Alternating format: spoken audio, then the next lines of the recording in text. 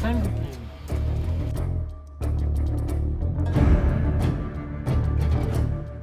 Это кто приклеил сюда, знаете? Да. Вы приклеили? Когда приклеили? Сейчас. За что вы задержаны в данный момент? Все наклейки. За какие наклейки? А что это значит? Реклама наркотиков.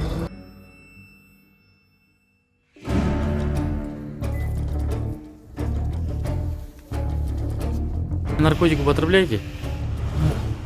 Какой вид наркотик? СК. Как, что это такое? Синтетический наркотик?